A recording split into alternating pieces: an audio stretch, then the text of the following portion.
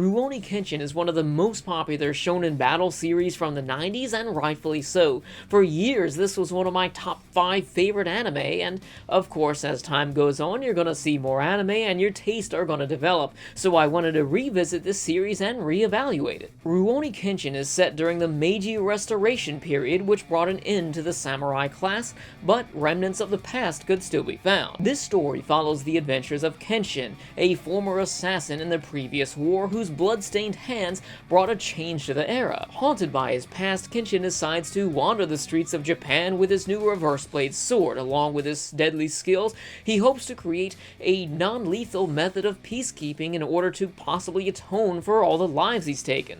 What are you, another wannabe samurai? This is irritating. I'll kill all 3 of you!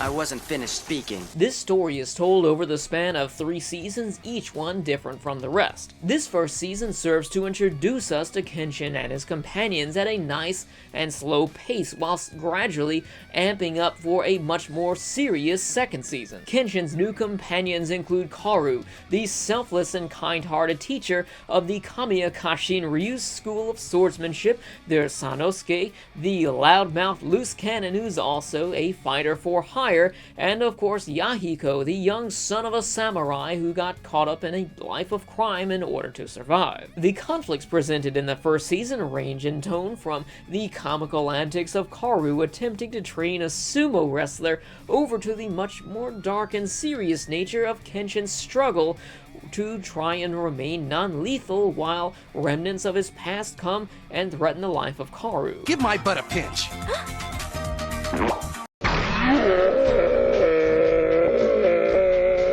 For the most part, the first season includes several minor conflicts which don't really impact the story much as a whole, aside from giving us a much appreciated characterization of Kenshin and his newfound companions. However, there was a conflict within the first season which left a great impact on the series by introducing us to a lasting antagonist who will follow into season 2 by the name of Aoshi Shinomori, who's a total badass ninja leader who hunts Kenshin's head as the greatest trophy of them all.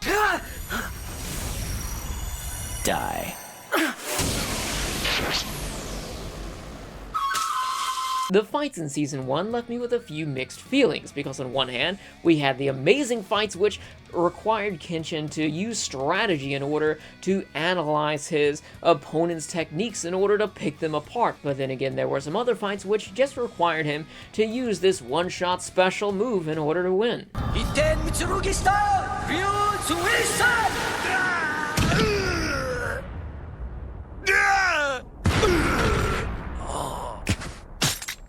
I really gotta give Kenshin some credit here on this one, because for a battle shonen series from the mid-90s to try and be as realistic as it is and stay away from spirit attacks or magic abilities, I really appreciated that here because of the level of strategy present. But that's not to say there aren't any superhuman abilities here, because basically what the show does is that it exaggerates normal human abilities to the extreme. Like, there's characters who can swing their weapon at the speed of sound, and some even faster than that. And then again, we have other characters who appear to be using magical abilities, but they always find a way to tie that down into reality by explaining it in a certain way. Like, say for example, there's a character who can breathe fire. They explain this by saying that he has a bag of gasoline in his stomach with a tube that goes up his throat. By compressing his diaphragm, breathing outwards, and clicking a flint that's in his teeth, he can breathe fire. I really appreciate that they did this, because this creates the necessity for characters to use strategy in order to disable these special gimmicks in order to win, instead of just enduring these strange attacks only for long enough for them to implement a larger attack of their own. As I said in my Dragon Ball review, there are some stories which change due to their popularity, and incidentally, many of these shows which change lose their identity in the process. Rurouni Kenshin was also one of these shows which changed due to its popularity, but more so due to the request of Watsuki's editor. The story was initially intended to be much more episodic, not in the sense of every episode being something different, but in the sense of having several conflicts which didn't really impact the overall plot. Thankfully, these changes dramatically improve the quality of the story and are the sole reason Kenshin is as popular as it is today. This second season is much more serious than anything we've seen within the first season. Instead of it revolving around several minor conflicts, it actually revolves around just one conflict which spans its entirety. This arc focuses on Kenshin's attempt to subdue this assassin which replaced him after he retired. Obviously, this will not be any easy feat, as he is constantly exploited because of his will to remain nonviolent. So this is the extent of your abilities.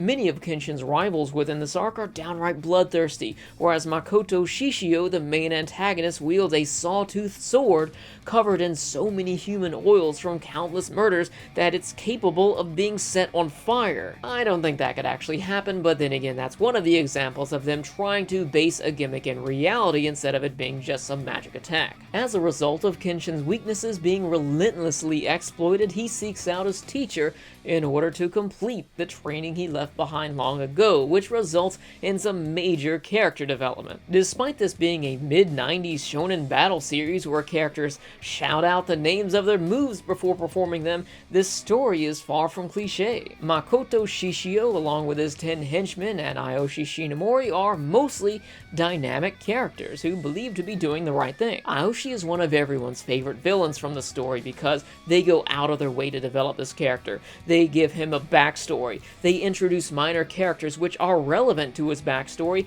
and also he continuously intervenes in the story to have these spectacular duels with Kenshin, my favorite being the one at the library. There's just something special about seeing a fight where characters actually interact with their backgrounds, like with the library scene when they're throwing books at each other. And Mitsurugi style, you can't dodge!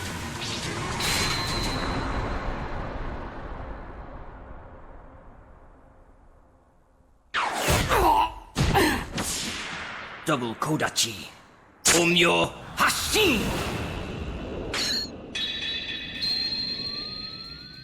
My favorite character out of Shishio's Jupongatana was Anji, the fallen monk, not only because they gave him this sad backstory, but because he served as this mentor-like character to Sonosuke in the earlier part of the arc, which in turn developed his character. This leads up to one of my favorite fights in the series, where teacher and student square off in a battle where both their lives and their dreams are both at stake. And that's that I'm not impressed after hearing about your ideas of salvation!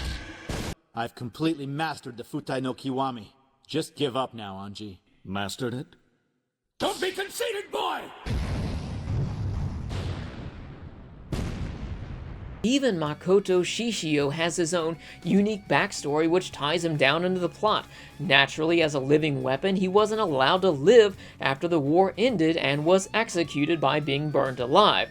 Or so they thought. Just so happens that Shishio is just enough of a badass that the flames of hell are only enough to piss him off. Makoto Shishio eventually becomes a mentor for several swordsmen, forming the basis of the Jupongatana we see today. Starting with Sojiro, a frighteningly fast young boy who has a backstory of his own. You see where I'm going here. These villains, for the most part, are not your typical one-dimensional villains. Most of these antagonists have reasons for what they do, though not all of them are lucky enough to be so detailed, but that gives the feeling that there are just too many cooks in the kitchen, and I had the impression that many of these characters were created solely to make this cool fight with one of Kenshin's weaker allies. Speaking of which, Kenshin's companions take kind of the back seat in terms of development within this arc, with the exception of Sanosuke. The second season is famous for the level of detail added to its villains. It's just sad to say that we couldn't get the same thing for our heroes, and we're also introduced to an anti-hero by the name of Hajime Saito.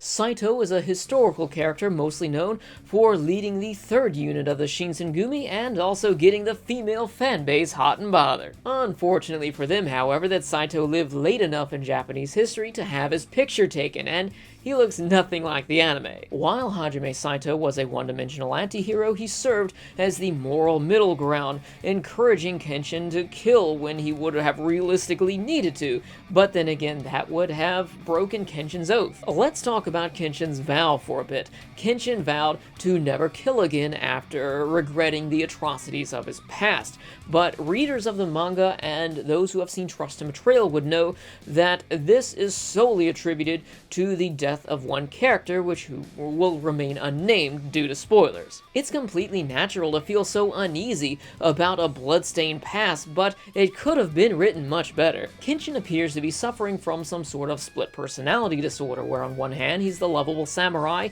who is in charge of saving everyone's life, but then again on the other hand his other persona is ruthless and would just kill about anybody. It's told in a way that led the viewers to believe that he is some blood junkie who's addicted to killing, and if he were to kill one person regardless of how evil they were, then it would be this irreversible action that would send him into this depths of murder. The story basically makes it feel as if there are two personas within his body, one that is absolutely good and one that is absolutely evil, and they're both fighting for control. As this amazing second season comes to a close, you may as well quit watching, because the third season is episodic non-canon filler which destroys the foundation of the show by introducing magic using one-dimensional villains. I'm not gonna lie here though, there were a few episodes that I found enjoyable within the third season, but that's only because I had no expectations of it because I had already seen the anime so many times. Anybody else who comes into this for their first time watching will be sorely disappointed. There were a few episodes that I thought were pretty cool. Like, there was one time, which it still boggles my mind to this day, that there were two samurai characters which were almost the spitting image of Jin and Mugen from Samurai Champloo, but this was in 1996. I've always said that it's okay for an adaptation to be a bit different than its source material if it works. The fact of the matter is that the Rurouni Kenshin anime series simply does not work past season 2. When comparing the anime to the manga, at its best, it is a panel-per-panel 100% accurate adaptation, and at its worst, it is canon-shattering filler. What makes this even more unbearable for me is that this third season took the place of the arc in the manga that contained the most character development for all of our heroes. Now, I'm well aware the only reason this third season exists as the filler that it is simply because the manga was still being written at that point and they couldn't adapt something that hadn't been written, but that is not an excuse. They could have put the story on a break and just picked it back up later. The way I see it is, this is an unfinished product that after 20 years remains unfinished because the creators of the show preferred to have money today instead of lasting quality. If you plan to only watch the anime, then there's really no way around it. You are cheating yourself out of a wonderful experience. As for the presentation, Rurouni Kenshin is on par with most of the anime from its era, which is saying a lot because this is nearly 100 episodes, and usually there's going to be inconsistencies with animation of shows that long, and this held up pretty well. The fights are animated smooth and even today are still exciting to see. I think it's pretty ironic that one of the major complaints people had about the art style in the early 2000s was that they were just too cutesy and they couldn't take the characters seriously. I don't think that's going to be much of an issue now with our moe-infused anime of today. The music was memorable and managed to complement the tone of the scenes, and the openings are some of my favorite openings in anime, and you know, that's probably nostalgia talking, but there's songs, and I like them. As for the voice options, the English dub is functional. You can watch that if you want, but I would recommend watching this with the original Japanese with the subtitles, which says a lot because usually I'm not the biggest fan of shonen battle series, and I would take any opportunity to watch them with the English dub, regardless of how bad it is, but this is one of the series that I cared more about the characters and story, and I wanted to see with the original Japanese audio. My final score for Rurouni Kenshin is an 8.6 out of 10. You have to keep in mind that whenever I grade these long-running shonen series, I do so by grading each individual season and then averaging it together. While the third season was pretty bad, it was actually saved by the first two. You're free to watch the anime if you want, but you gotta keep in mind you are watching a 20-year-old unfinished project where 1/3 of it is complete non-canon filler. and you're going to want to read the manga, but you still got to start off at chapter 1. So I would just recommend to go read the manga, because I would give that a 10 out of 10. It was a great experience that I think everybody should see, especially if they're a fan of shonen anime. So if you've seen Rurouni Kenshin, let me know your thoughts about it in the comments section below. If you enjoyed this video, be sure to subscribe and hit that like button. Be sure to stay tuned for next time when I review Rose of Versailles. Thanks for watching. I'll see you next time.